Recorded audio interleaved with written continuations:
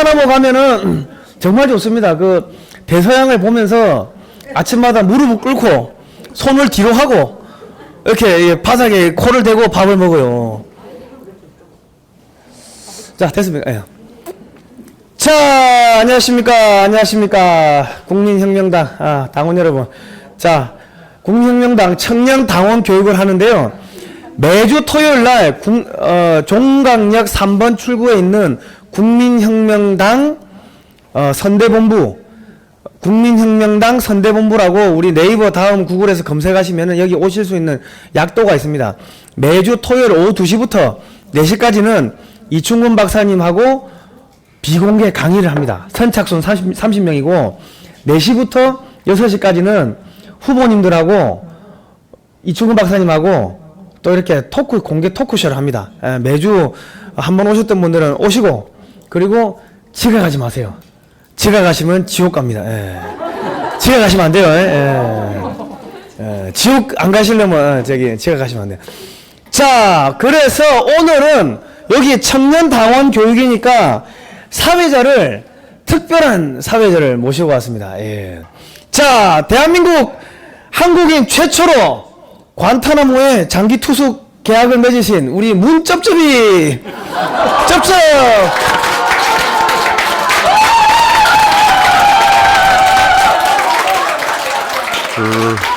여러분 안녕하세요. 문쩝쩝이에요. 이충근 박사 강의 좋았어요? 좋았어요? 저는 잤어요. 책을 안 읽어요, 저는. 한 번도 읽어본 적이 없어요. 오늘 문쩝쩝이 왔고요. 감옥 가끔 무서워요. 정수기도 무섭고 감옥도 무서워요. 그렇습니다. 그럼 맥다니엘 인사드리겠습니다. 반갑습니다.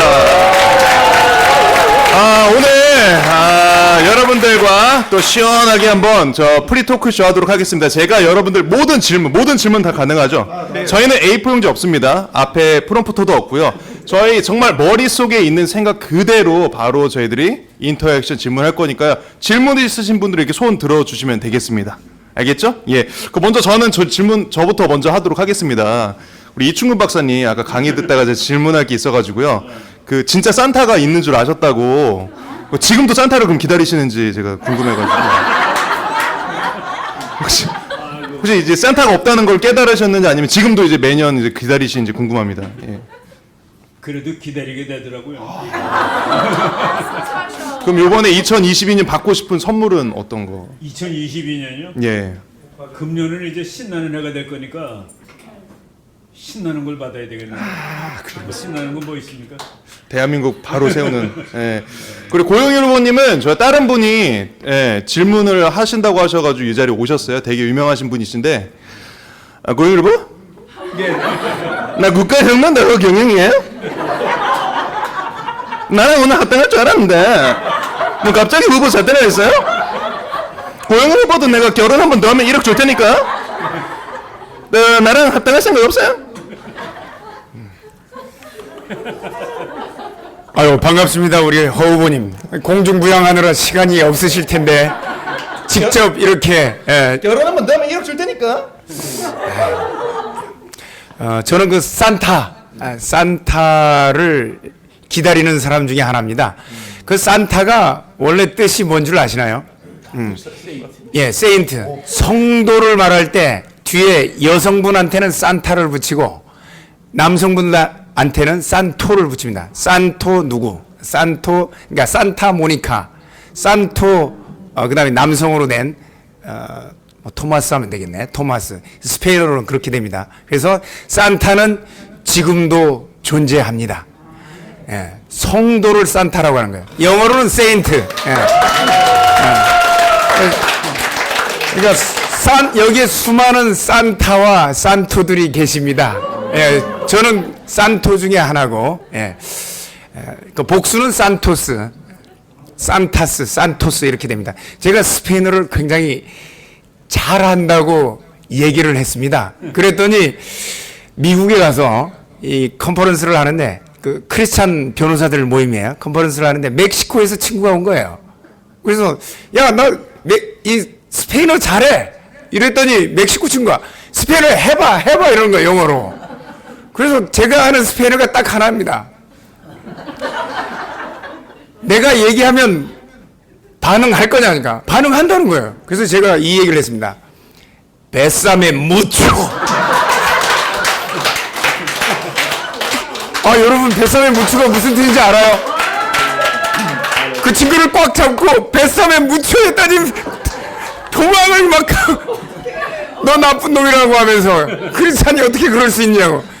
베사메 무초란 뜻은 베사르 하게 되면 키스하다라는 뜻입니다. 근데 이제 명령형으로 하게 되면 베사가 됩니다. 그러니까 매는 영어의 미하고 똑같아요. 나에게 키스해줘. 무초는 이제 머치. 예. 키스미 머치란 뜻입니다. 그러니까 저는 이제 스페인어를 안 배웠을 때는 뱃산에 묻혀 살리라 이런 건 줄 알았어요. 뱃산에 묻혀. 아, 뱃산에 묻혀 산다는구나. 아, 벽산도 아니고 무슨 하여튼 뱃산인 줄 알았는데 이렇게 제가 스페인어를 잘합니다.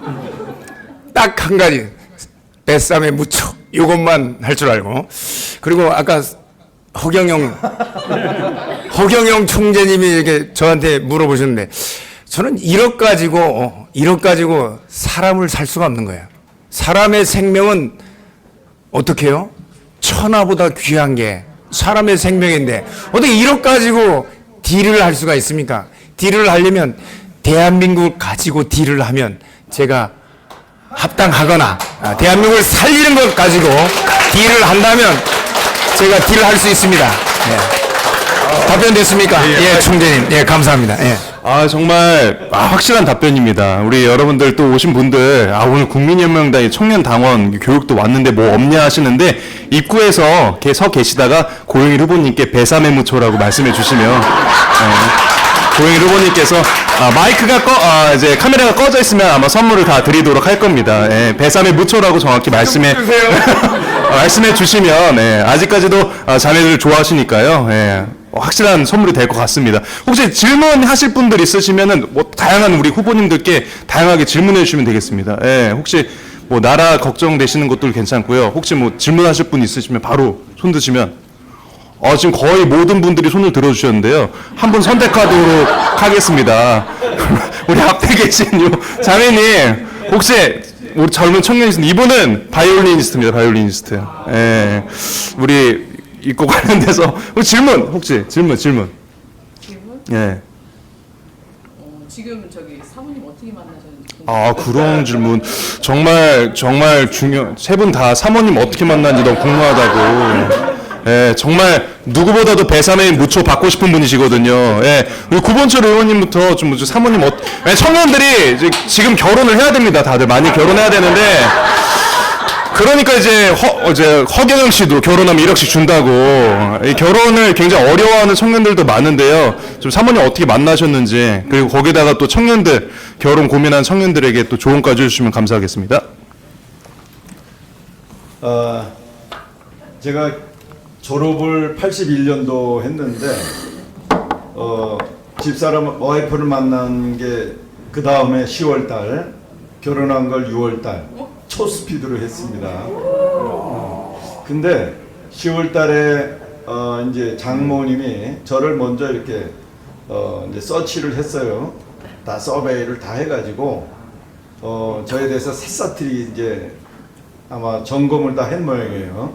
그래놓고서는 자기 딸한테 옷 사주겠다고 이제 동갑이니까 나보다 한 살 정도 한 살 위인데 이제 자기 동생을 만나라고 하니까 이제 안 나온다고 했어요. 근데 내가 나이보다는 조금 그때 그 상태는 지금처럼 똑같아. 그때 20대 모습이나 지금이나 비슷해. 나이 들어뵀어 그때. 그랬더는요. 그래가지고 이제 그 저쪽 그 다방에서 만났는데 제가 먼저 나가서 기다렸어요. 그랬더니 내중에 옷 사야 준다고 하는 약속을 받고서 그 이제 그 카탈로그에서 옷을 고르면서 나왔는데 저 친구는 나와서 이제 쓱 저를 보더라고요. 근데 저 친구는 아닌 것 같더라는 거죠. 왜? 자기보다 나이가 위로 보였대요. 그래가지고 아, 저 친구는 아닌 것 같아. 그래가지고 저 구석에 앉고 나는 여기 구석에 앉아가지고 그래가지고 조인이 됐습니다. 네. 그리고 10월달에 했는데 저는 원칙이 그래. 결혼할 사람이 아니면 아예 안 만나. 네. 그래서 한 번 하니까 곧바로 그때부터 원칙이 있었어요. 2주 안에 결혼 상대가 되나? 하고 아니면은 뭐 no. 그래서 2주 안에 결혼 상대구나 해가지고 바로 그냥 결혼했습니다. 예, 우리 구본철의 그 인상 너무 좋으시죠? 네. 맨 처음에 음천 스님하고 같이 오셨어요. 근데 누가 봐도 전도사 얼굴인데. 아니 그거는 좀 그렇고 예. 어디 가면은 저한테 큰 90도 인사합니다. 그 유세 나가면은 그 목사님이라고. 지금 목사님으로 격상되셨습니다. 예. 목사님이라고. 그런 얘기 많이 들었어요. 그렇습니다. 그럼 우리 이충근 박사님의 또 러브 스토리 한번 듣고 싶습니다. 예. 아직 우리 모르거든요. 뭐 프랑스 분이신지 어디 분이 영국 분이신지 국제 정책을 많이 하시니까 사모님을 우리가 잘 몰라서. 예. 지금 여기 만나고서 6개월 만에 결혼하는데 초스피드라고 그러는데 나는 2달 만에 결혼. 국민혁명가 쾌거입니다. 쾌거. 국민혁명가의 쾌거입니다.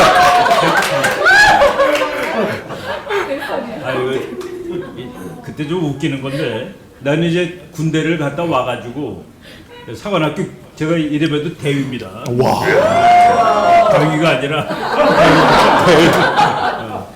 사관학교 교관을 마치고 미국 유학 시험을 다 봐가지고 그때가 이제 한 서너 군데 대학에서 입학 통지서를 받았어요. 와.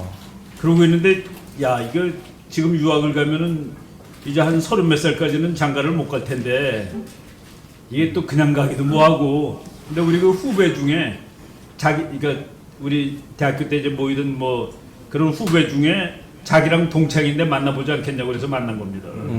그래서 내가 유학 가는 해 4월 달에 만났는데 6월 달에 결혼하고 그리고 9월 달에 미국을 갔습니다. 그러니까 뭐 신혼이고 뭐고 아무것도 없는 거예요. 가지고 이제 그러니까 우리 마누라는 나한테 속은 것도 될 수 있지.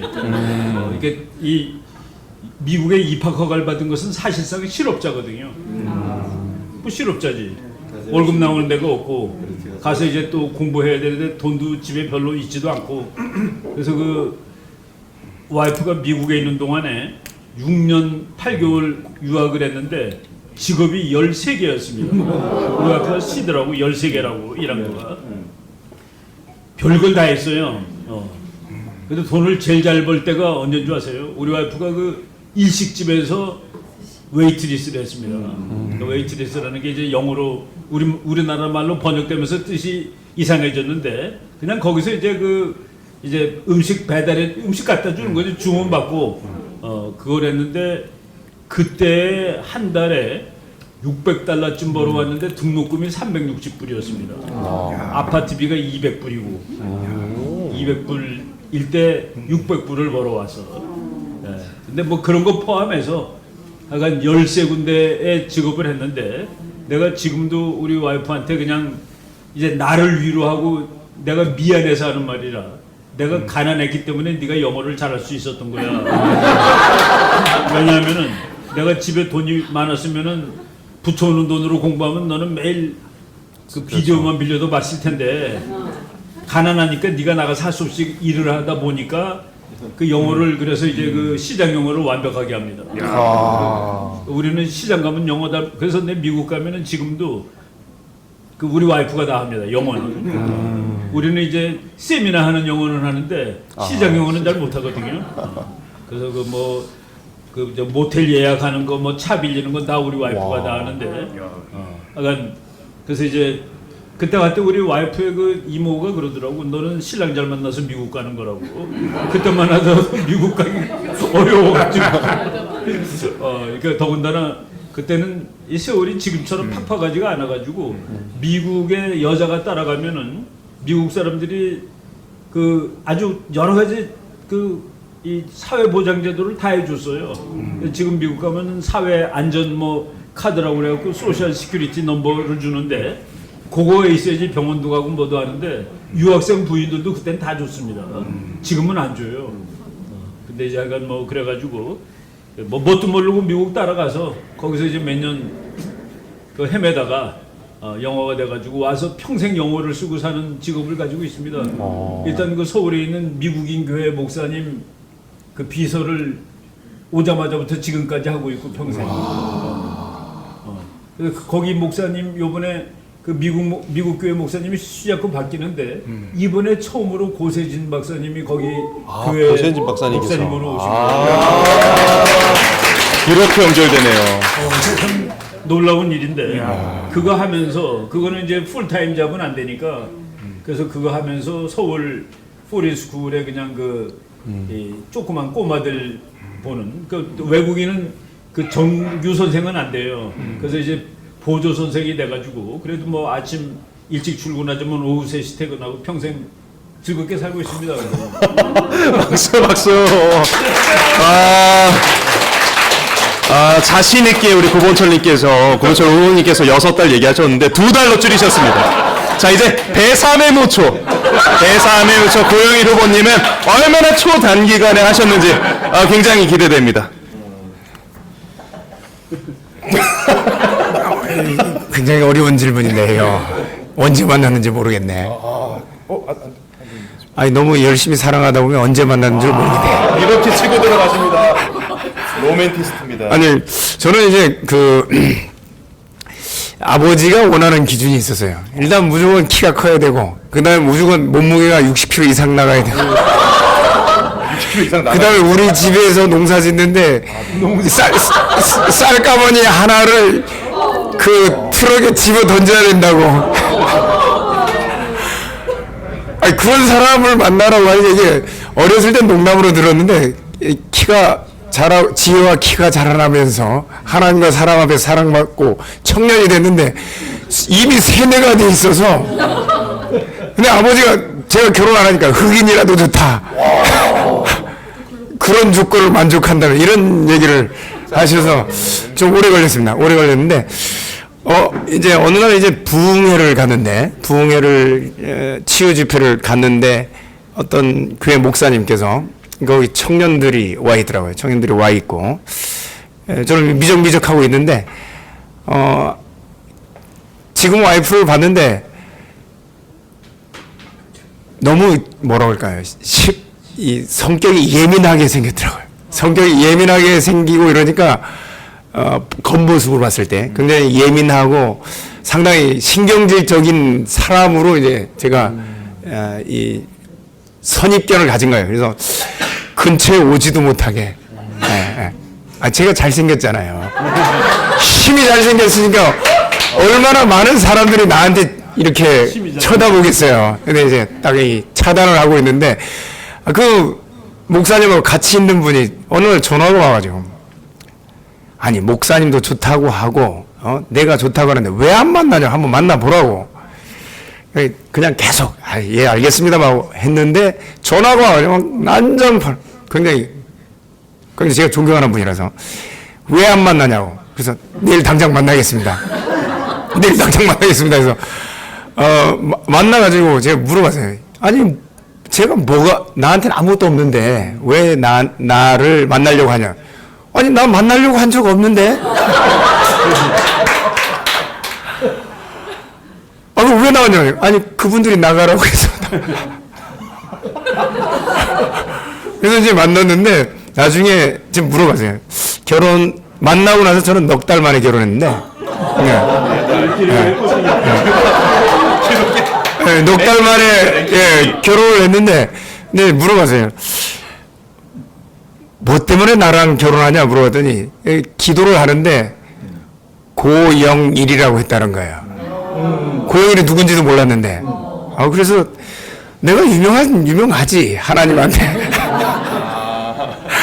아니 농담삼아 그렇게 했는데 근데 자매는 그 기도하면서 응답을 받은 상태였고 저는 전혀 이제 응답 받지 못한 상태인데 응답을 받았기 때문에 나가라고 하니까 나와서 이제 사람이 어떤지 한번 판단 받아보려고 이 사람이 어떤 사람이 직접 보자 해서 나왔다고 얘기를 하시더라고요.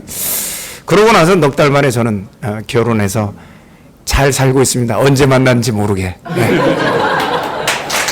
예, 아유, 너무나도 충분히 답변이 됐나요? 충분히? 예. 그 결혼하시는 분들은 특히 이제 제가 조언하는 게 있어요. 이제 자매들이 와서 상담을 하는 경우가 가끔 있는데 그 어떤 형제를 만나길 원하냐 이렇게 물어보면 자기보다 신앙이 좋고 자기를 신앙으로 이끌어줄 형제를 찾는다는 이런 자매들이 그렇게 많아요. 그러면 제가 그런 형제 이 세상에 없다고. 자매가 형제를 이끌라고. 그러면 된다고. 그런 형제 없으니까 요즘 세상에 형제들이 그렇게 신앙 좋은 형제들이 별로 없어요. 그러니까 자매가 그 형제 이끌어가면 된다고. 그리고 뒤에 돈 많고 백 좋고 스킬 좋고 이 얼굴 이거 보지 말라고. 예. 근데 뒤에 것만 보는 것 같아. 그렇습니다. 오늘 여기에도 강의 또 보시면 알겠지만 형제들이 많이 없습니다. 예, 지금 교회 오빠가 옛말이에요. 지금은 절 오빠들이나 아니면 사원 오빠들이 더 인기가 좀 많더라고요. 또 질문 혹시 있으신 분들 질문 또 자유롭게 해주시면 되겠습니다. 아, 지금도 거의 전부가 이렇게 손을 들어주셨는데요. 너무 제가 골라야 되니까 굉장히 어렵습니다. 예. 여기서 제가 좀 추가 질문을 또 해야 되는데 제가 너무 로맨틱한 얘기만 해주셔서 그래도 이제 이렇게 언론에 이렇게 노출이 많이 되시고 하시다 보면은 가정을 좀 많이 못 돌보게 되고 계속 고잉 후보님은 또 아스팔트에 계속 오래 계시다 보니까 집에 도대체 언제 들어가는 거냐라는 분들도 많으시거든요. 애국운동 하면서 가정을 지키는 거 이거 많이 어렵지 않나. 혹시 그런 걸 또 어떻게 해결하시는지. 뭐 부부싸움을 하면 또 변호사니까 뭐 명예훼손으로 고소를 한다든지 뭐 그런 거 없는지 뭐 궁금합니다. 예. 사실 그 여성분들은 남성하고 다른 것 같아요. 왜냐하면 이제 굉장히 그 남편에 대한 사랑이 애틋하고 남편이 다치거나 남편이 구속되거나 순교한다거나 뭐 이런 부분을 굉장히 염려하고 저 툭하면 아니 이렇게 하다가 순교하면 순교의 영광이 해의 영광인데 뭘 그런 걸 걱정하냐고. 그 다음에 뭐 살다 보면 구속될 수도 있고 내가 구속된 사람만 접견 가는데 나도 접견 한번 받아보자. 이런 얘기를 그냥 자연스럽게 이제 와이프한테 얘기를 했는데 이게 이 와이프는 굉장히 충격적인 얘기더라고요. 구속된다는 이런 말 한마디, 그 다음에 순교한다는 말 한마디가 가슴이 덜컹덜컹한가 봐요. 예, 가슴이 덜컹덜컹해서 그런 얘기를 자기한테는 안 했으면 좋겠다. 그리고 여기 광화문이나 이런 데 나왔을 때 발언의 수위가 좀 세지 않느냐. 그거는 잡아가라고 하는 그런 얘기 같은데 그런 걸 자꾸 이제 염려해요. 그런데 이제 뭐 제 아내도 요새 이제 정광훈 목사님 말씀을 너무 좋아하면서 이런 게 뭐 많이 이제 뭐라 할까 약화되긴 했는데 그래도 그런 부분들에 대해서 이 남편을 걱정하는 거 이런 부분은 생각을 하고 집에서는 그런 얘기는 좀 안 하려고 해요. 안 하려고 하고 그리고 집에 뭐 늦게 들어가나 뭐 이런 부분들은 그러려니 합니다. 그러려니 하고 그리고 저는 집을 싣고 다녀요. 뒤에 차 트렁크에 늘 텐트가 있습니다. 그래서 아무데나 잘려. 우리 박수 한번 주셔야 됩니다. 이렇게 나라 위해서 이렇게 하시는데 고영일보님의 말씀을 들으니까 왜 고영일보님 아버님께서 흑인하고 결혼하라고 했는지 그 뜻을 이제 좀 이해가 됩니다. 말이 안 통해야 되거든요, 차라리. 남편이 이러는데 말이 안 통하는 게 편할 수도 있잖아요. 근데 참 사모님도 이렇게 애국운동하셔서 이해하시고 또 이제 말씀으로 이제 정광훈 목사 말씀으로 다들 훈련이 받은 분들이라 그럴 수 있었던 것 같습니다. 우리 이충근 박사님께 사실 질문하고자 하는 요 청년이 한 명 있는데 요 앞에 요 학생 고등학생입니다. 근데 저 친구는 제가 잠깐 말할 수 있으면 좋은데 저 친구는 역사를 이런 이충근 박사님 유튜브 강의랑 자기가 직접 찾아서 공부를 해요. 왜냐면 교과서가 너무 왜곡된 게 많아서. 그래서 학교 시험 나오면은 다 왜곡된 내용이지만 본인은 어디서 좌파에서 뭐라고 얘기하는지 진짜 사실은 뭔지 두 개를 다 비교해서 저 선생님이 좌파 선생님이면은 좌파의 입맛에 맞는 답변을 써요. 학점만 받아놓고 그다음 나중에 따진다고 하더라고요. 그리고 굉장히 유명한 게 최근에 그 류석춘 교수님께서 위안부 관련돼 싸우고 있지 않습니까? 워낙 저쪽에서 잘못된 내용을 많이 하잖아요. 그 국사 우리 대한민국 정부 홈페이지 들어가가지고 저게 잘못됐다는 걸 찾아내가지고 류석춘 교수님이 그 지도를 보냈어요.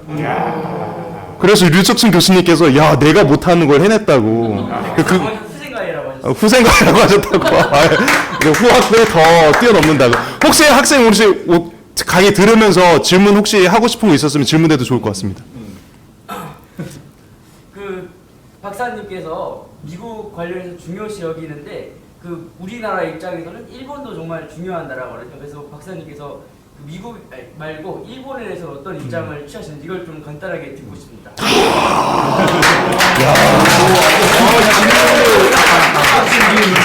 네, 또. 네. 제가 좀 말을 짧게 했는데 예. 그러니까 일본에 대해서 우리가 반일 노선을 계속 취해야 되는지 아니면 반일 노선을 우리가 타파하고 나아가야 되는지 이 부분을 좀 듣고 싶습니다. 예. 우리 변 선생님께서 이렇게 질문을 해주셨고요. 예. 제가 그럼 답변 한번 들어보도록 하겠습니다. 예. 예, 우리나라 그 유명한 외교관이 일본에 대해서 나는 이렇게 정의한다라고 쓴 거가 있습니다. 과거의 적, 지금의 친구. 과거의 적, 지금의 친구인데 우리가 국가도 그렇고 우리 개인도 그렇고 과거에 매달리면 앞으로 나가지 못합니다. 현재가 과거보다 더 중요합니다. 그리고 미래가 과거보다 더 중요해요. 그래서 과거보다 현재와 미래가 더 중요한 겁니다. 근데 과거를 잊으면 안 되죠. 근데 과거에 매달려 있으면 그건 더 안 되는 겁니다. 지금 일본은 세계적인 민주국가가 됐어요. 물론 일본 민주주의는 우리보다 못합니다. 우리는 쟁취했습니다. 우리 민주주의가 괜찮은 거는 우리 국민이 따낸 거예요. 일본은 미국이 심어준 겁니다. 그러니까 일본은 미국 거가 거의 강제로 일본 헌법은 일본 사람이 만든 게 아니에요. 미국이 이거 헌법으로 해. 그래서 쓴 겁니다. 근데 그 사이에 일본이 그래도 민주주의 국가가 됐고 세계적인 그 산업 국가가 됐죠. 그래서 우리가 활용할 거 활용하고 그리고 우리 국민들이 무지무지하게 반일인데 나는 일제시대에 하루도 산 적이 없습니다. 일본 망한 다음에 몇 년 있다 태어났으니까 우리 국민 중에서 일제시대에 단 하루라도 산 사람은 1945년 8월 15일 이전에 태어난 사람이에요. 그럼 그 사람들이 지금 77세인가 그렇게 됐죠. 그 세대를 살아보지도 않고 일본은 죽일 놈이고 일제차는 타면 안 된다고 그러는데 그건 아니다는 얘기죠. 그건 아니고 그래서 우리가 지금 더군다나 북한이라는 그 공산 독재 체제 정말 봉건 체제와 싸우고 있을 때 우리가 이제 힘을 합쳐야 되는데 일본과 합치는 건 대단히 중요합니다. 더군다나 중국이라는 이것도 이상한 체제하고 우리가 대적하고 있는데 내가 그냥 미국 학자 아주 대단한 학자가 한 말 쓸게요. 앞으로 이제 그 사람은 가정을 그렇게 했어요. 미국이 국제 문제에 손 뗄 수도 있다. 미국은 안전하거든요, 지금도. 그래서 안전하니까 손 뗄 수 있는데 그때 한국은 대단히 어려운 상황이 될 거다. 그때 한국은 이 세 가지 중에 하나를 할 수 있지. 1.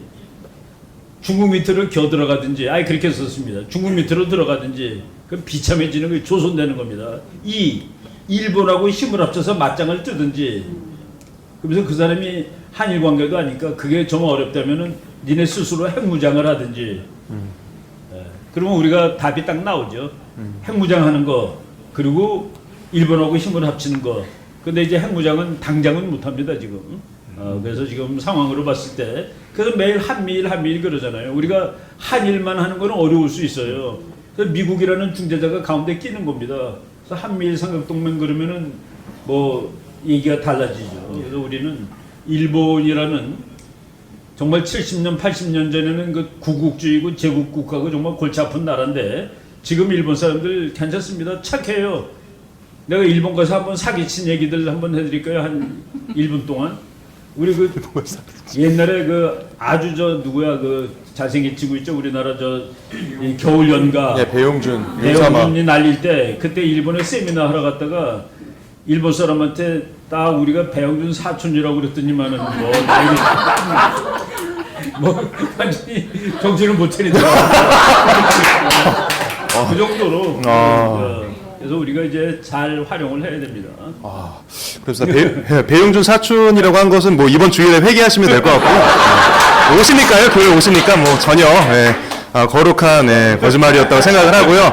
우리 구본철 의원님 저 질문을 하나 드려야 되겠습니다. 우리 예. 친구의 또 박사님 아 그래요? 네. 또 그 정치를 일단 여기에 또 장을 열어놨으니까 나가서 이제 또 질문을 받거나 그럴 경우 우리 당 내부에 특히 종로는 미니 대선이니까 우리로 말하면 여기 대선이잖아요. 맞습니다. 그래서 한미일 관계를 어떤 식으로 질문을 하고 또 질문을 받으면 어떻게 대답할까 나름대로 박사님 거의 제가 마스터했어요. 마스터하고 또 나름 이제 또 저는 이공계니까 1, 2, 3 이렇게 정리를 하는 또 스타일입니다. 한미일 관계가 중요하다고 말씀하셨습니다. 근데 사실은 한미 관계는 저는 한미 동맹은 이미 깨졌다고 생각을 합니다. 왜냐하면 한미 동맹은 단순 군사 동맹이거든요. 신뢰도 깨진 상태고요. 자유민주주의도 대한민국은 자유민주주의 헌법을 가진 국가인데 성문국가가 성문법이 없는 나라처럼 문재인과 같은 사람이 정권을 잡으면 거의 사회주의 국가처럼 행동하고 또 자유민주주의 대통령이 당선이 되면 또 그런 국가처럼 이런 나라가 없잖아요. 완전히 뭐 헌법이 없는 것처럼 작동을 하는 나라인데 이제 이런 나라하고 미국이 신뢰관계를 가질 수가 없거든요. 그러니까 군사 비밀이나 또는 뭐 북한 비밀 같은 건 전혀 교류를 안 하잖아요. 일본하고만 하잖아요. 그러니까 한미 관계는 이미 동맹은 깨졌다고 생각하고 그러면 주한미군은 뭐냐? 그냥 주한미군은 한반도의 주둔군이다. 저는 그렇게 생각합니다. 그렇다면은 한미 동맹을 복원해야 되는데 어쨌든 그 기본인 신뢰, 가치. 그러면 이번에 정권 교체가 돼야 되는 거고요. 그런데 앞으로 정권이 자유민주주의를 지향하는 정권이 A타입, B타입, C타입으로 바뀌더라도 이런 종북 주사파 정권은 들어서지 못한다고 미국이 판단하지 않는 한 한미 관계는 업그레이드 되지 않는다 저는 생각을 합니다. 그런데 한미 관계가 업그레이드 되는 모델은 그건 뭐 미일 동맹이죠. MD 체제가 들어간 게 미일 동맹 아닙니까?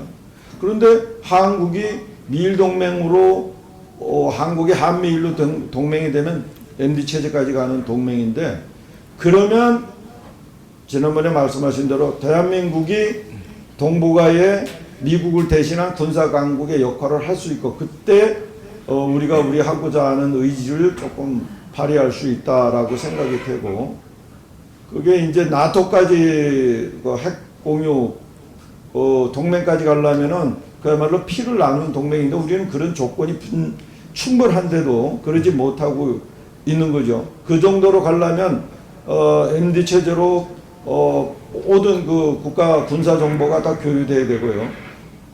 핵 버튼 공유까지 되려면은 말하자면 민간 교류 이전서부터 완전히 한 나라처럼 움직여야 되거든요. 근데 우리는 지금 미일 동맹 수준에도 못 갖고 있는 상황에서 한미 동맹을 강화하자라고 얘기를 하려면 먼저 대한민국의 헌법 운영 체제를 이번에 확고하게 바꿔가지고 우리가 저기한 것처럼 정교조를 척결하는 뭔가 혁명을 일으키고 다시는 정교조가 머리를 쳐들지 못하도록 하는 그런 법 체계를 갖추지 않는 한은 저는 한미 동맹은 상당 기간 동안 어렵게 진행될 것이다 생각하고요.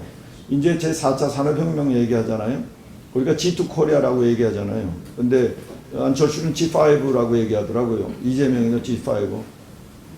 G5가 쉬울까요? G2가 쉬울까요? 저는 G2가 쉽다고 생각합니다. 왜냐? G1과 협력하면은 G2가 되는 거거든요. 그래서 한미동맹은 그야말로 이제 미래동맹까지 나가야 된다. 즉 첨단 기술 개발하고 그래서 우리 이번에 4대 그룹이 미국에 가는데 44조 투자하느라고 굳이 그럴 필요 없는 거죠. 왜 한국 땅에 투자한다고 해서 미국이 뭐 그 반도체 그 어떤 확보 공급 라인을 의심할 필요가 없는 거거든. 그런데 지금은 의심하니까 자기네 땅으로 오라는 얘기거든요. 그래서 이번에 그 한국이 44조를 오라고 한 것은, 투자하라고 한 것은, 물론 문재인이가 종족 선언을 받아내기 위해 뇌물로 준 것 성격도 있지만 미국이 한국을 믿지 못하기 때문에 반도체 서플라이 체인을 미국으로 가져와라, 자기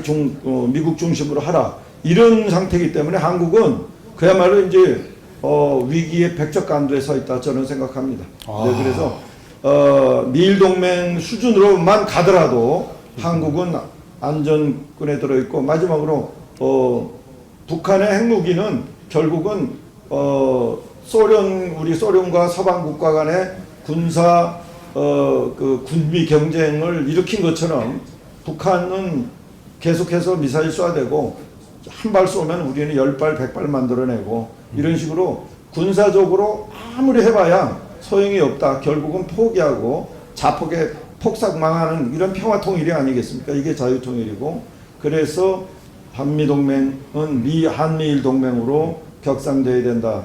예, 박사님 말에 제가 1000% 동의합니다. 이게 고건철 의원님께서 이게 말씀을 해주시니까 어디 교회 담임 목사님 아니십니다. 이렇게 전문가십니다. 공학 박사님이시고요. 그 아까 지금 또 저 카톡으로 질문 하나가 왔는데, 그 이번에 올림픽 보시면서 다들 너무 좀 황당하고 어떻게 저렇게 부끄러움이 없나.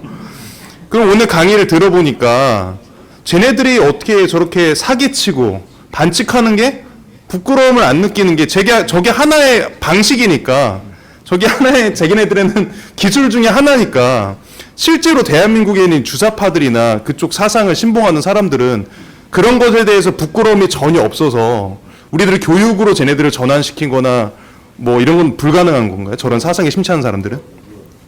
불가능한가요? 우리 구본철 의원님 요즘에 사실 굉장히 기합이 많이 들어가셨어요. 그 국민의힘에 대해서 강도 높은 비난하십니다. 제일 빡세게 비난하세요. 태생적으로 좌파적 기질을 타고난 사람, 우파적 기질을 타고난 사람 있어요. 좌파적 기질을 타고난 사람이 우파 시민 될 수 없어요. 왜냐하면은 좌파 시민은 딱 두 가지 정도만 생각하는 거예요. 먹고 사는 문제하고 이게 이익이 될 거냐 안 될 거냐, 딱 두 가지만 생각하고, 양심이나 또는 주변을 바라보거나 내가 친구들하고 공유하거나 도움을 주거나 받거나 이런 거 일체 없어요. 그 수준이야. 그러니까. 그럼 최근에 막 기자회견하면서 눈물 흘리고 죄송하다고 한 거 그거 다 거짓이라고. 다 거짓이지. 네. 내가 이익이 되면 눈물 흘려. 네. 내가 이익이 되면 웃어.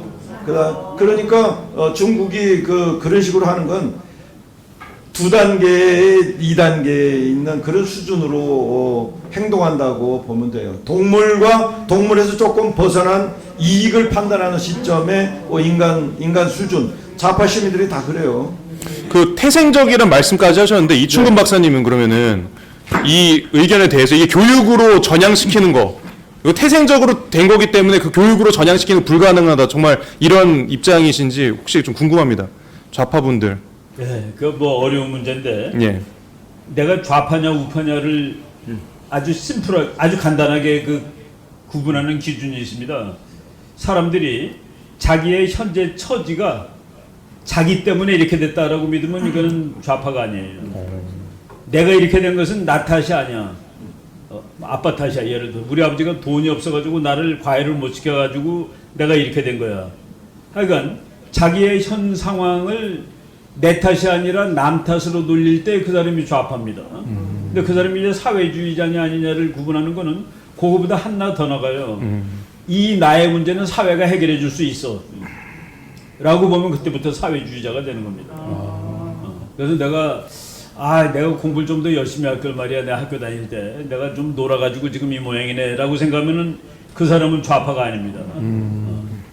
그리고 사회가 나를 어떻게 해주겠나, 내가 노력하는 방법밖에 없지. 그 사람은 완전히 보수주의자가 될 수 있는 거예요. 하나의 기준인데, 그런데 이제 문화에서도 그래서 왜 인간이 그런 형이 되느냐를 미국에서는 심리학자들이 연구를 해요. 근데 우리나라가 옛날부터 좀 좌파적인 기질이 센 나라입니다. 그리고 사촌이 땅을 사면 배가 아프다? 그게 좌파지 뭐예요. 사촌이면 그래도 자기 친척이 샀으니까 좋아해야 되는데 사촌이 땅을 사도 배가 아프다. 이런 그 기질이 있는데 중국 같은 데는 말이죠. 예를 들어서 높은 시험 붙잖아요. 고시 붙었다. 그러면 축하하는 말이 승관 발제라는 말로 축하를 하는데 네가 고시를 붙었으니까 앞으로 돈을 많이 벌기 바란다. 아이 고시가 돈 벌려고 붙는 건 아니잖아요. 그죠? 근데 그거를 이게 고시 학교에 가셨으니까 부자가 되기 바랍니다라고 아예 이거 완전히 다른 거예요. 아까 우리 국제정치 공부할 때 중국이라는 나라가 국가 대전략 자체가 기만에다가 기반을 두고 있다. 속이는 데다 기반을 두고 있다라고 생각하니까 뭐 미국이 발명하는 거고 훔쳐와도 별로 창피하지가 않은 거라 뭐 금메달 하나 뺏는 거는 아무도 창피한 게 아니에요. 뭐 당연히 내가 그렇게 가도 되는 거지 하는 그런 그 문화에서 전통에서 그런 게 나오는데 근데 그게 교육을 통해서 될 수는 있어요. 난 된다고 보거든요. 그래서 그 사람들마다 내가 그 애들한테 그랬어요. 우리 학교다 이화여대 내가 한 20년 거기서 매년 매 학기마다 강의를 했는데 야 너네들이 지금 20대인데 너의 20대가 120달이 넘는 애들이 있냐 혹시? 20대가 10년 아니에요? 달수로는 120달이란 말이야. 혹시 너가 121개월이면은 내가 너한테 한 달 휴가 줄게.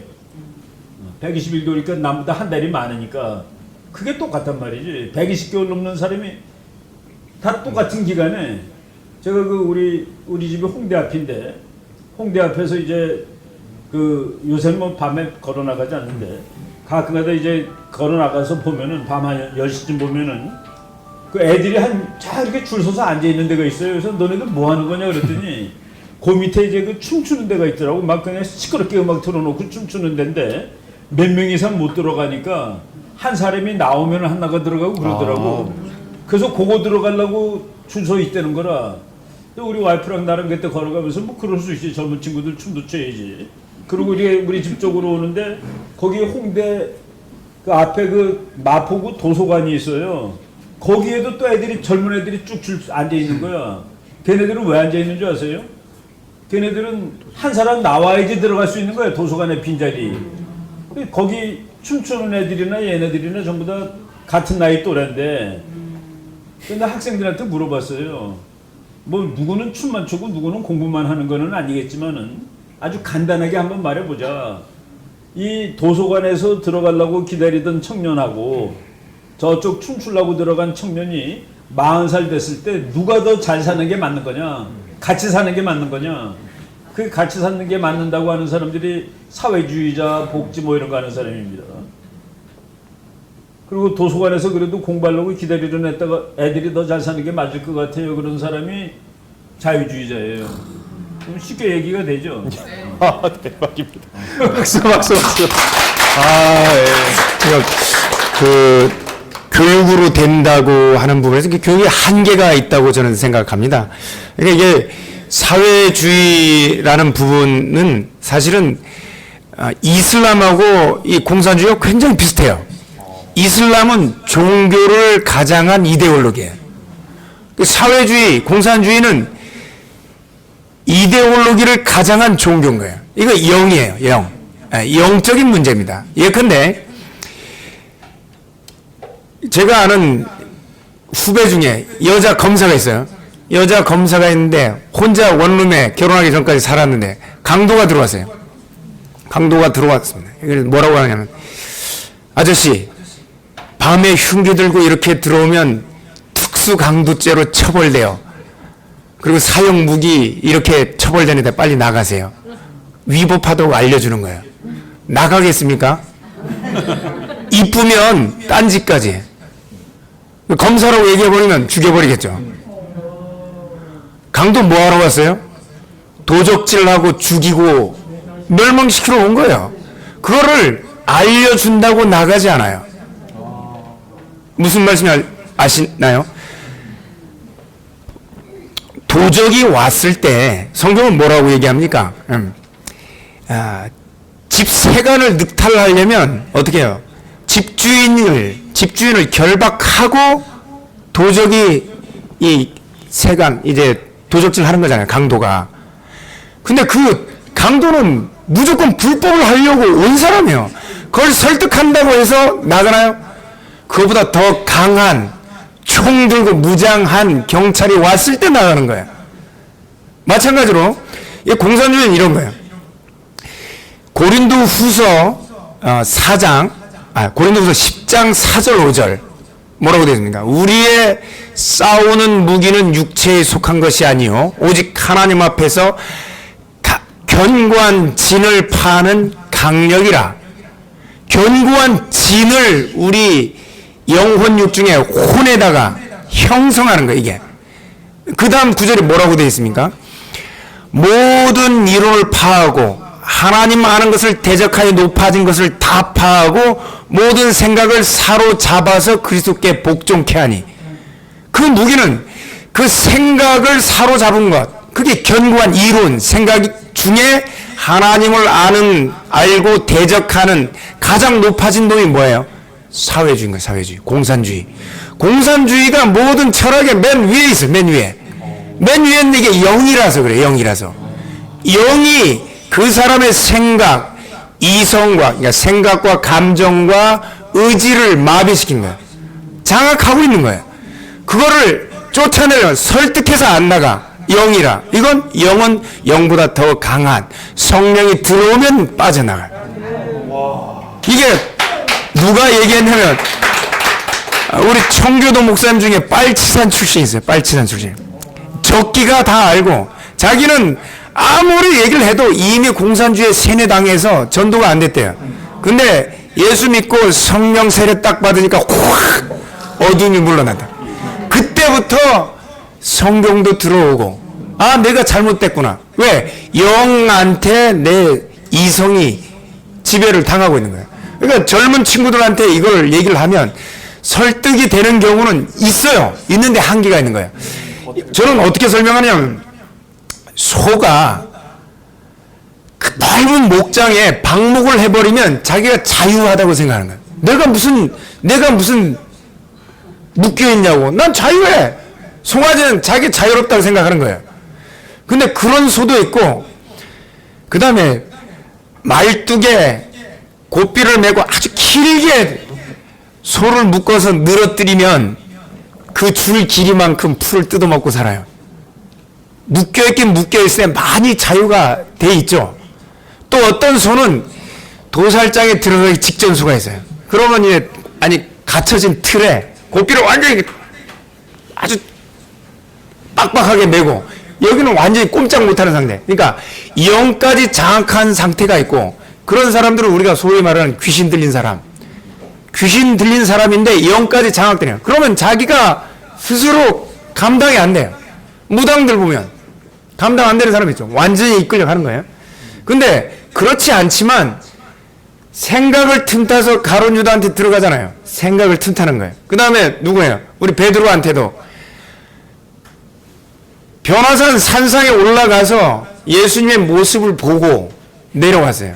그 다음 너희는 나를 누구라 하느냐 했을 때 주는 그리스도시요 살아계신 하나님의 아들이니이다라고 고백하니까 바요나 시몬아 내가 복이 있도다.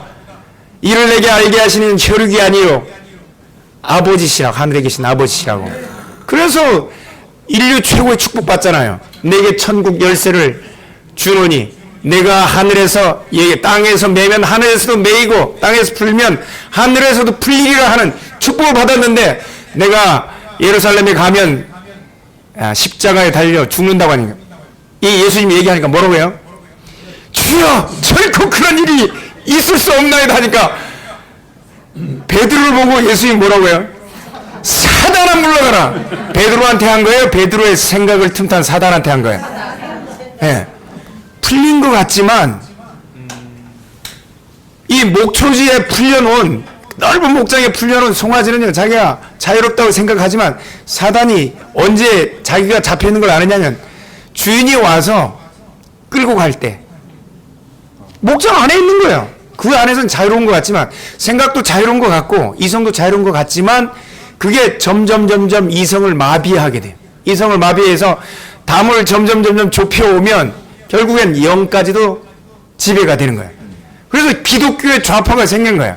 영은 예수를 믿는 순간 완전히 거룩한 영이 돼. 성령님이 그 영을 붙잡으니까. 그러나 그 옛 자아가 있던 혼, 우리의 생각과 감정과 의지를 좌우하는 그 자아, 그거를 주관하는 이 혼에는 생각을 틈타는 영이 들어오는데 그 가장 강한 그게 뭐냐면 아까 얘기했던 공산주의인 거예요. 이게 장악되면 아무리 얘기도 안 돼요. 언제 그러면 더 강한 영, 성령이 들어오면 성령 세례 받으면 이게 어둠이 물러가면서 그때서야 돌아오는, 이거를 저는 많이 경험했어요. 후배들, 특히 이제 호남 출신 후배들을 이렇게 같이 제자 훈련 많이 받잖아요. 아버지 학교, 어머니 학교, 삼촌 학교, 제자 훈련. 6년 학교에서 고시반에서 제 방에서 우리 이 사랑방에서 같이 먹고 자고 하면서 제자 훈련 시켜도 안 돼요. 성령 세례 받기 전엔 안 되는 거예요. 성령 세례 받은 친구들은 지역과 관계 없어요. 다 이렇게 돌아오는데 교육으로는 제자 훈련으로도 안 되는 사람들이 있더라는 거예요. 예, 그 사람들은 성령 세례 받으면 그때 되면 그 영이 물러가면 성령이 그 생각을 사로잡으면 그러면 돌아오는 그러니까 견고한 진이 무너지게 되는 결과를 경험한 적이 있었습니다. 참 놀라운 게요. 이렇게 당 중에서 당 후보와 이 고문들 모시고 토크를 하는데 아멘이 나오는 토크쇼는 여기밖에 없습니다. 전 세계 하나일 걸요. 제가 볼 때 아멘이 나오는 토크쇼는 이거 하나입니다. 제가 볼 때는 어떻게 보면 우리 고영 후보님 말씀대로 저희가 우파가 되고 오른쪽 마인드를 가지게 된 거는 우리 의지가 아니라 진짜 하나님께서 우리를 선택하신 것 같은 그런 느낌, 너무 감사한 현장인 것 같습니다. 뭐 많은 분들 또 질문을 해주셨는데요. 아까 여기 얘기하신 것 중에 아까 고시생 뭐 얘기를 해주셔가지고 지금 좀 황당한 게 우리 구본철 의원님께서도 지금 이제 완주를 하시면서 여러 이제 공약으로, 우파적인 공약으로 우리 청년들한테 이제 어필을 하고 계신데, 특히 사법고시 관련돼서 이게 굉장히 공정한 시험이었고 한 건데 이재명이 사법고시 부활을 외치고 있고 윤석열 후보가 사법고시 부활은 안 된다 외치고 있고, 저는 이제 요즘 청년들이 올라갈 사다리가 없어져가지고 희망이 없어진 게 참 안타까운 거거든요. 인천국제공항 사태가 이제 대표적인 건데, 열심히 공부한 학생들이 이 닭존떡에 지붕 쳐다본다고 갑자기 이거를 그 꿈의 직장을 그냥 사다리채 치워버리니까 요즘에는 꿈이 없는 게 문제가 아니라 희망이 없어서 문제거든요. 희망이 없으니까 바라볼 게 없으니까 그냥 한강다리 가는 청년들도 많고요. 이런 사법고시 같은 이런 공정한 시험들, 또 입시 제도도 이거 참 문제가 많고, 이제 입시를 준비하는 학생인데 저 친구도 왜 본인이 원하는 대답을 못 쓰겠습니까? 내신을 받아야 대학을 가거든요. 정시로 대학 갈 수 있는 게 거의 하늘의 별 따기입니다. 조민 학생처럼 시험 한 보고 고려대를 가는 학생들 굉장히 많아요. 이상한 수시대도가 너무 많고, 정시 시험 같은 건 이제는 뭐 한 20%도 안 뽑아요. 그러니까 열심히 공부하면서 대학 가는 게 너무 힘들어요. 저 정교조 선생님한테 좋은 내신을 받아야 돼요. 정교조 선생님 원하는 대답을 써야 돼요. 그러니까 저 친구도 좌파에서 무슨 말을 하는지를 다 공부해서 선생님에 따라서 저 사람이 좌파 선생님이냐 우파 선생님이냐 정교조인가 따져서 정교조 선생님이냐 전교조에 맞는 대답을 써서 학점을 따고 있어요. 이런 지금 현실입니다. 그래서 또 사법고시 관련돼서도 이런 공약, 물론 오늘 이제 후보 단일화를 위해서 후보를 사퇴를 하셨습니다. 왜냐하면 저희가 표 가르면 안 되잖아요. 전공 교체를 먼저 목표로 하고 혁명은 2번 하는 것, 오늘 하시면서 좀 이제는 야인으로 돌아가셨으니까 이런 정책에 대해서 확실하게 좀 비판해 주실 수 있을 것 같아요. 한 분 한 분씩 이제 대선 앞두고 마지막 한번 멘트 한 번씩 해주시면 좋을 것 같습니다. 저는 그 사법시험 제도에 대해서는 굉장히 적극적으로 찬성하는 입장입니다. 왜냐하면 저 같은 사람은 제주도의 그 해녀의 아들로 태어나서 그 다음에 해양대학을 나오고 다시 성균관대 편입해서 사법시험을 쳤는데, 만약에 로스쿨 제도가 되면 로스쿨에 들어가는 진입 장벽이 너무 큰 거예요. 지금 이제 사법시험 준비하다가 안 됐던 후배들이 로스쿨 들어가려고 하는데, 나이들이 많아지면 로스쿨 입학 자격 조건도 안 돼 버리고, 그리고 뭐라고 합니까? 예, 등록금도 너무 비싸고 사법시험은 예, 학력에 제한이 없어요.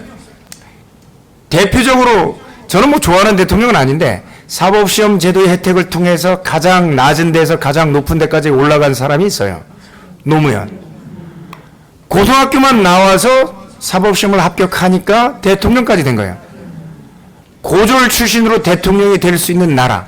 아까 이제 우리 맥다니엘 청년이 얘기했지만 위로 올라가는 사다리를 없애는 것은 굉장히 위험한 겁니다. 그러니까 기득권층이 자기의 기득권을 유지하는 수단이 되어버립니다. 이 로스쿨은. 그 다음에 이제 의학대학원 같은 경우도, 의전원 같은 경우도 그런 식이 됐는데, 의전원은 의학전문대학원은 뽑아서 가르쳐 보니까 의대에서 수준이 안 되는 거예요. 못 따라가는 거예요. 의전원은 거의 폐지됐습니다. 로스쿨을 도입할 때 로스쿨만 도입하면 이 반발이 많으니까 의전원을 같이 끼워 넣기로 했던 거예요. 의전원은 거의 다 폐지됐고 현재는 이제 의과 대학으로 다 돌아가 버렸는데, 마찬가지로 로스쿨 같은 경우에도 위로 올라가는 사다리를 이 마련을 안 해놨어요. 예컨대 방통대에 정말 그 부분은 예컨대 뭐 사회적으로 어려운 사람들 들어갈 수 있는 로스쿨을 따로 마련하든가, 그것도 아닌 상태에서 지금 로스쿨을 운영하고 있는데, 그랬더라면 우리나라는 만약에 로스쿨 제도로 계속 간다면 올라갈 수 있는, 그러니까 두 번째 이 패자부활전도 안 되는 거예요. 사법시험 패자부활전도 돼요. 제가 있을 때 우리 반에는 고등학교 때 15등급짜리도 있었어요. 1등에서 15등급짜리인데 15등급인데 대학 가서, 그것도 대학도 그렇게 좋은 대학도 아니에요. 대학 가서 사법시험 준비해서 15등급짜리가 사법시험 합격해서 지금 변호사님 잘하고 있어요. 변호사는 나중에 이 자격증이지 하고 난 뒤에는 이건 비즈니스예요. 영업이에요, 영업. 영업 잘하는 사람이 실력 좋은 변호사 고용하면 돼요. 사건만 갖다가 하면 되니까. 그런 식으로 올라갈 수 있는 사다리를 없애버린다면 이건 심각한 문제고, 또 이재명 씨가 또 이상한 또 얘기 냈는데, 사법시험 부활시키는 건 찬성하는데 7급 시험을 행정고시는 없앴고 7급 시험만 놔두고 7급 시험 합격자 중에서 면접 봐서 일부는 5급으로 채용하겠다. 이건 말도 안 되는. 면접을 봐서. 뭐 이런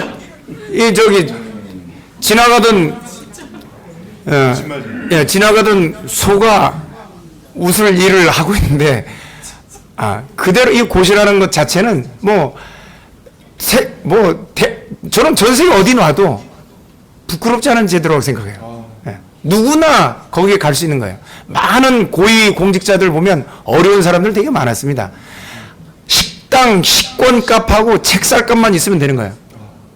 그 다음에 고시원, 아주 남루한 고시원이지만 자율수만 있는 데만 있으면 잘 공부하면 되니까.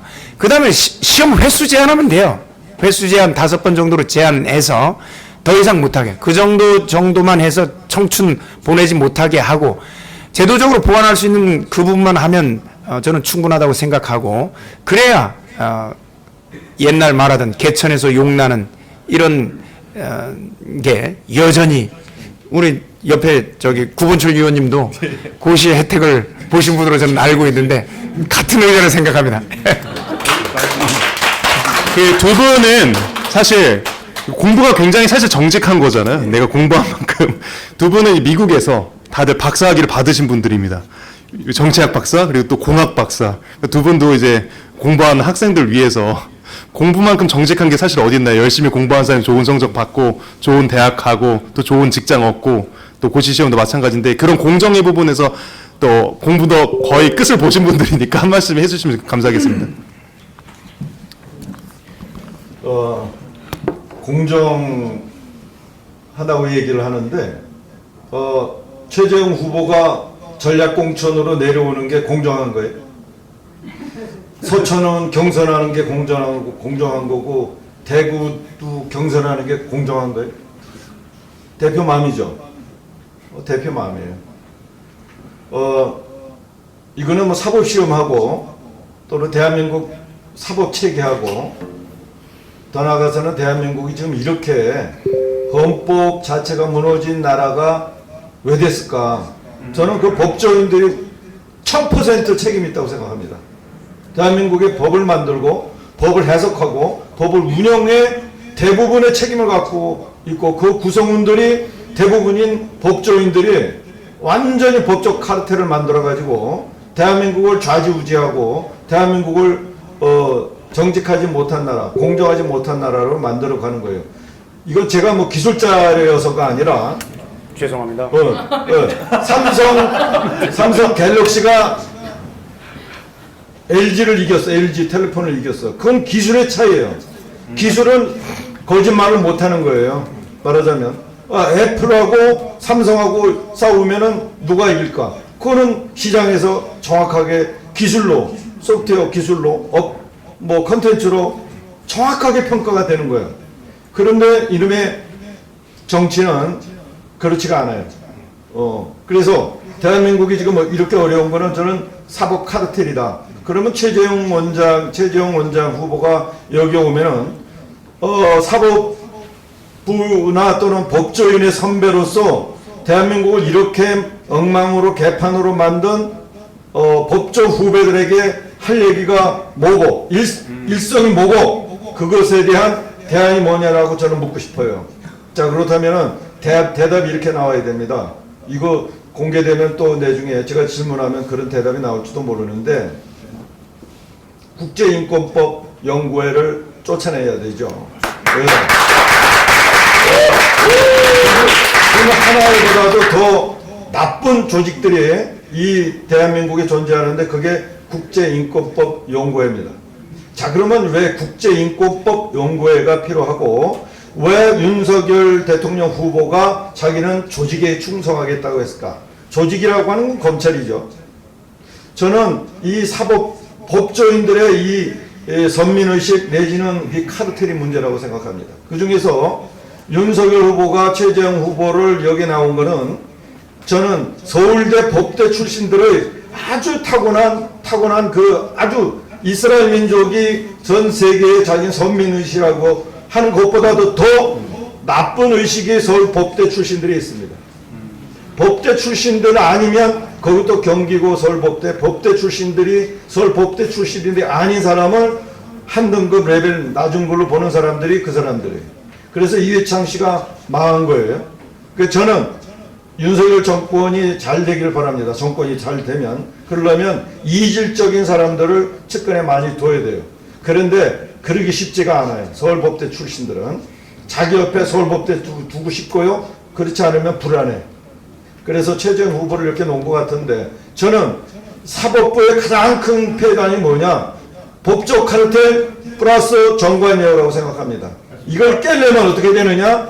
사법인을 뽑는 제도를 바꿔야 된다고 생각하는 거예요. 왜 판검사는 평생 특갑으로 활동하다가 내중에 대법원 판사가 사표 쓰고 나오면 2년에 30억, 50억을 벌어야 돼? 왜 공안검사 출신 부장검사인데 넌 나와가지고 왜 2년, 3년 만에 30억, 50억을 벌어야 돼? 이거 다 정관예우거든요. 그러면 어떻게 해야 돼? 저는 사법시험을 부활해야 된다고 생각합니다. 그런데 자, 사법시험을 부활해서 공무원 판검사를 뽑으라 이게. 말하자면 판검사는 정년 한 75세까지 평생 판검사 하라고 해. 그 다음에 공무원 연금 줘. 그 대신에 변호사 개업 못하게 해야 돼. 변호사. 대신 그럼 변호사는 어떻게 하냐. 그걸 로스쿨로 뽑으면 되는 거예요. 로스쿨로. 따라서 변호사와 판검사 영역을 완전히 분리시키고 판검사의 어깨 힘을 빼줘야 돼. 왜 경찰이 힘이 없겠어요? 이 친구들은 나오면 그냥 일반 시민이 되는 거예요. 그러니까 경찰관은 판검사의 수준에 내가 보기에는 파워는 비슷한데 근무할 때나 아니 나와서 힘을 못 쓰는 이유가 바로 그거예요. 자기는 그냥 일반 시민으로 돌아가는 거거든. 그런데 판검사는 변호사가 돼버리는 거야. 그것도 대법원 판사는 나오면은 그냥 뭐 자기 도장이 안 찍히면 대법원에 상고가 안 되는 정도예요. 이런 조직을 깨부수는 그 역할을 누가 해야 되느냐? 본인이 해야 돼. 본인이 판검사 출신들이 해야 돼. 근데 안 해. 왜냐? 자기 카르텔이고 후배들이 다 이렇게 쳐다보고 있기 때문에.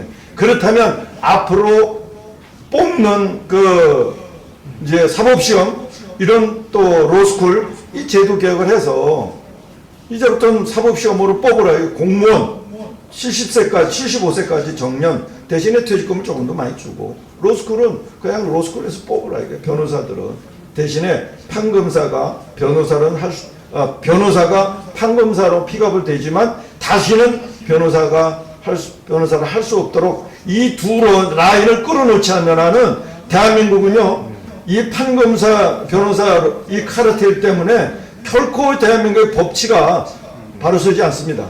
이거는 혁명적인 사고방식과 혁명적인 그 리더십이 아니면 대한민국은 윤석열이 아니라 그 해레비가 대통령이 되더라도요 판검사 로스쿨 이 법조인들에게 흔들리게 되어 있습니다. 우리 미안합니다. 아닙니다. 마지막으로 공정에 대해서 우리 이충근 박사님 말씀 듣고 오늘 토크쇼를 마무리하도록 하겠습니다.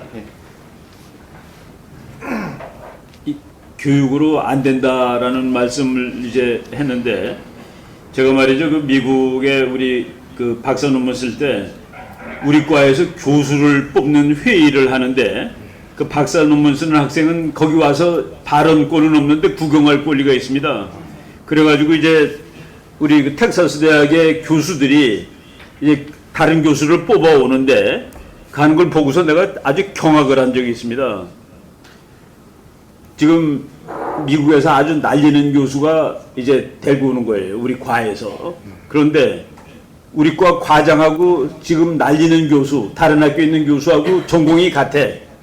그래서 이 교수가 오면은 우리 과장은 이제 바보 되는 거야. 애들이 전부 다 이 사람한테 박사 논문 쓰러 갈 거거든요. 그런데 그 과장이 사회를 보는데 이 A라는 교수가 오면은 이 사람은 지금 미국에서 날리는 교수이기 때문에 이 사람이 온 거로도 우리 학교의 등수가 몇 등이 오른다.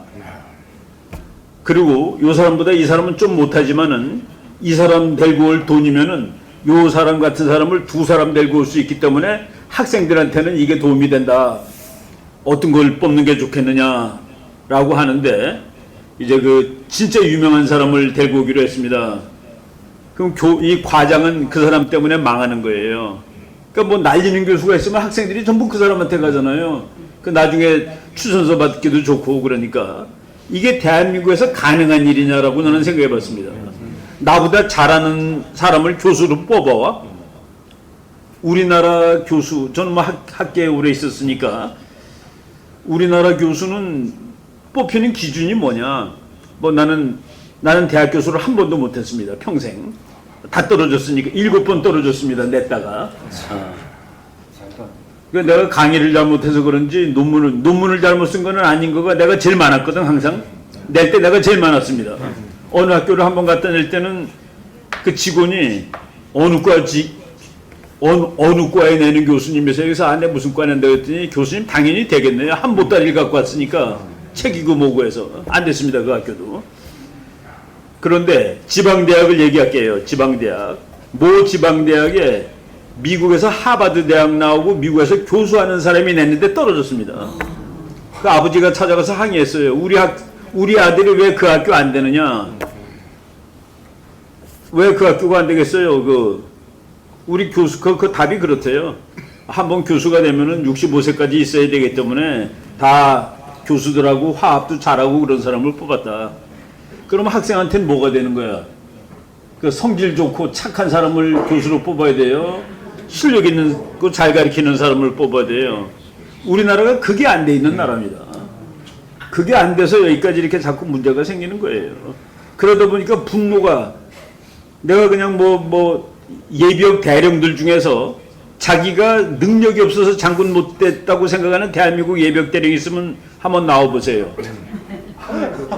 전부 다 자기는 백이 없어서 못 됐다고 그러고 가서 이걸 못해서 못 됐다고 그러는데 그런 사람이 너무나도 많다는 거예요, 대한민국에. 그러니까 적이 생기는 겁니다. 적을 그러고 만든 이데올로기가 있어요. 아까 그 이슬람하고 공산주의가 다 그렇다는데 걔네들은 적을 일부러 만듭니다. 그래야지 자기네 목표를 달성하는데 유리해져요. 적이 있어야지 분노하고 혁명하거든. 그런데 우리나라 사회가 적이 많습니다. 서로 간에 우리 학자들끼리는 저는 공부도 못하는데 제가 인류대학 교수가 됐네. 근데 뭐 하나님은 공평해요. 뭐 어떤 우리 후배가 나보고 그러더라고. 선배님이 그 학교는 못 갔지만은 그 학교 간 학자들보다 훨씬 더 이름 날리는 학자가 되셨으니까 그렇죠. 뭐 그거는 다 결국은 이제 하나님이 공평하게 해주시는 건데 따지고 보면. 근데 보통 사람들이 다 화난단 말이지.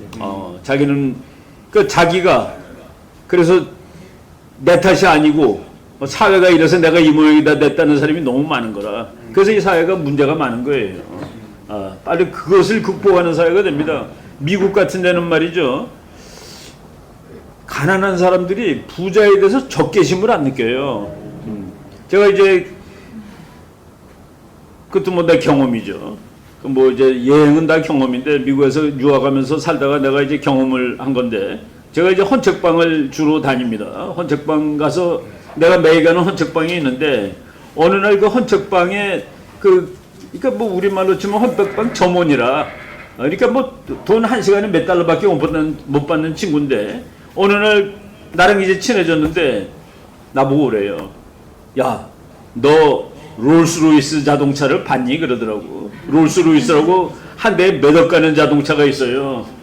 나 그런 거 본 적 없지 했더니 일로 오래요. 그러더니 그 서점 뒤에 미국 서점도 크니까 서점 뒤에 주차장에 롤스로이스가 한 대가 있더라고.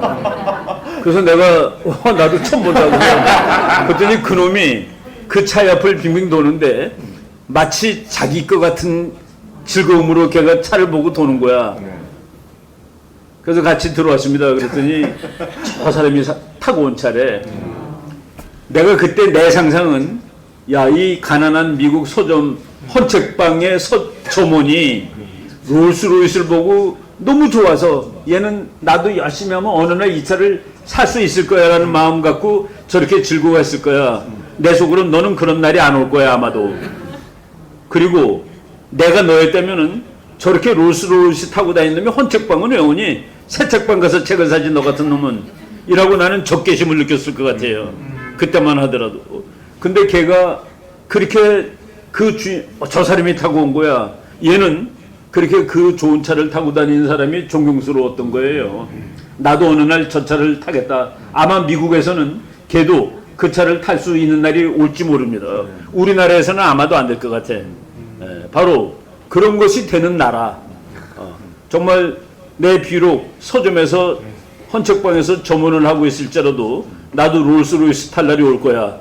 그래서 난 저 차 탄 사람이 부러워. 미워가 아니라. 제가 말이죠. 그거를 버리는데 저도 오래 걸렸어요. 어느 날 그 시간 강사하면서 시간 강사는 1년에 한 500만 원도 못 봅니다. 대학교 지금 강의하면은 한 과목 강의하면 30만 원, 40만 원밖에 안 줘요.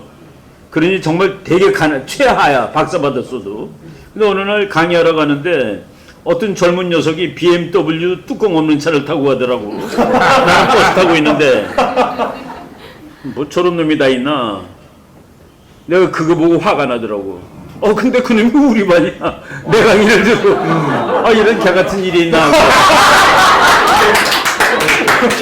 왜 강의하는데 기분이 되게 나쁘더라고요. 녹화 중인데. 그런데 내가 그러고 나서 내가 이제 그때는 세종연구소의 그 연구위원을 하면서 강의를 했던 거예요. 홍대에서 이제 강의를 했었는데, 일본에 가서 무슨 세미나를 하러 갔는데, 일본에, BMW 많더라고요. 90년대인데 무지하게 많더라고. 내가 그 학교 중에 학생들한테 내가 고백했습니다. 어느 날 BMW를 타고 오는 학생을 보고 내가 분노했었다. 그런데 내가 일본에 가서 BMW가 많은 것을 보고서 부러웠다. 분노가 아니라 서울에 BMW가 100대밖에 없는 서울이 좋은 서울이니 BMW가 5만 대 있는 서울이 더 좋은 서울이니 우리는 BMW 5만 대 있는 서울이 더 좋은 서울이라고 생각하는 사람들이 살면은 그러기 위해서는 우리가 적이라는 개념이 없어져야 돼요. 그러기 위해서는 공정해야 됩니다. 내가 공정하게 내가 노력을 해서 내가 여기까지 올라왔어. 내가 이런 것은 나이 탓이야. 우리 아버지 탓이 아니야. 내가 조금 더 부잣집에 태어났더라면이라고 슬퍼하지 않는 사회가 돼야 됩니다. 그 사회를 향해서 나가는 게 다 공정이에요. 그런 나라를 우리가 만들어야 되는데 나는 여기 계시는 분들은 능히 만들 수 있는 사람, 우리 젊은이들 그런 나라를 만들어야 됩니다. 우리 세대 못하면은 다음 세대로 가고 우리 젊은 세대들은 똘똘해요. 훨씬 잘해요. 내가 쓴 책을 중학생이 읽는 걸 보고서 너 보고 아냐 그랬더니 안 되는 거라. 야, 너 대단하다 하고서 그래서 그런 거 보면은 또 잘할 수밖에 없지. 얘네들이 또 많잖아요. 우리 때 뭐 공부하는 게 책밖에 더 있어요. 지금은 유튜브도 있고 뭐 많잖아. 그러니까 훨씬 더 잘하는 게 당연한데 이 친구들이 내가 지금 내가 한 만큼 보답을 받고 살고 있다 이 사회에서 그렇게 느끼면 문제가 생기지 않습니다. 우리가 아까 내가 학생들한테 그랬죠. What is money? 돈은 무엇인가? 미국 영화 배우가 Money is freedom. 돈은 자유다. 정답입니다. 돈 있으면 자유로워져요. 그렇지만 뭐 행복해지거나 그렇지 않습니다. 내가 사고 싶은 책을 딱 살 수 있어. 돈 있으면은. 돈이 없을 때는 들었다 놨다 합니다. 원서 비싼 거 한 5만 원 가니까 그래도 지금은 내가 딱 사요. 지금 좀 후리해진 거라. 그리고 가면서부터 이제 인간이 이렇게 발전해야지. 집도 좀 옛날보다 내가 좀 잘 사는 것 같아. 그런 사회가 되면 좋습니다. 회사 떠난 다음에 굶어 죽을 걱정하고 이거 우리나라 문제 많은 거예요. 미국은 그렇지 않아요. 그런데 약간 그런 사회를 만들어 가야 됩니다. 그러려면 생각을 바꿔야 돼. 바꿔야 됩니다. 우리 국민혁명당은 되게 혁명적이에요. 그런 면에서. 뭐 바꾸겠다는. 너무 감사합니다. 우리 이충문 박사님께서 아까 좀 개 같은 상황을 말씀해 주셨는데, 국민혁명당에는 개 같은 놈들도 많고, 정강원 목사님께서는 그거는 일반적인 표현이기 때문에 저희들은 다 문화를 공유하니까, 컴플레인 없으실 줄 믿습니다. 아까 우리 이충문 박사님 말씀 중에 산타 기다리신다고, 사실 그게 맞는 것 같아요. 이 산타를 기다린다는 게 희망이 있는 거거든요. 저희들한테 국민혁명당이 사실 그런 존재입니다. 누구한테 뭐 해달라고 바뀌지도 않는 놈들한테 뭐 말해봤자 뭐합니까? 우리 국민혁명당이 그런 창조적인 역할, 지금 우리가 원하는 학교, 말이 됩니까? 이충문 박사님께서 대학 교수를 못하셔도 돼. 왜냐면 지금 전 세계에서도요, 이런 국제 정치학 아무것도 없습니다. 뒤에 뭐 CG도 없고, 그냥 말로만 해가지고 10만 명, 20만 명이 국제 정치학을 듣는다는 거는 우리 유일하십니다. 오늘부로 34만 명. 34만 명. 구독, 좋아요 구독, 좋아요를 한 번도 얘기하신 적이 없어요. 근데 이렇게 34만 명의 구독자의 모든 영상들이 10만 조회수를 넘는다는 거는 이거는 그만큼 깨어있는 국민들도 많다는 거거든요. 우리 국민혁명당이 그런 창조적인 일을 할 수 있게 제대로 된 대학교 만들고 제대로 된 교육 만들고 제대로 된 정치할 수 있게 힘을 실어주시기 바랍니다. 오늘 국민혁명의 토크쇼 마무리하도록 하겠습니다. 감사합니다.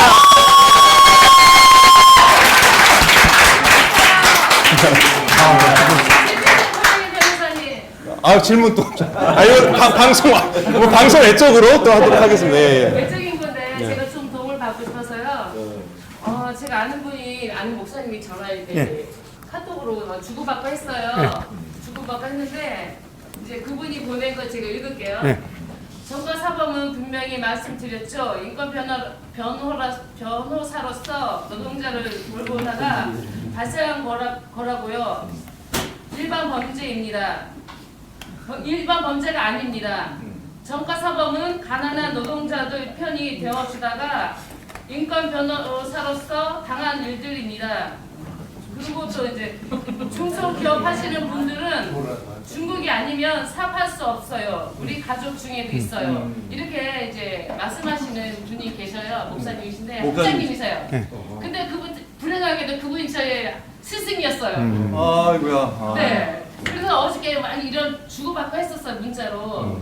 예, 그래서 이분에게 또 이렇게 주고받을 때 제가 그분에게 어떻게 말을 해야 될까요? 아 이거 진짜 질문입니다. 이거 정말 삶에서. 아니 인권 변호사를 한다고 해서 검사 사칭합니까? 그 범죄 중에는 검사 사칭이 있는 거예요. 예, 근데 전과자 중에 이런 전과자들이 있어요. 우리 교통사고 날 수 있잖아요.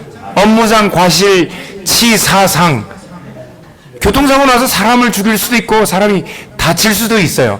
이런 범죄 오케이. 사람이 과실로 할 수 있는 거니까. 근데 변호사 출신이 변호사가 내가 검사라고 다른 사람 협박하는 거는 이게 명백히 범죄라는 걸 알고도 했다는 게 문제가 된 거야.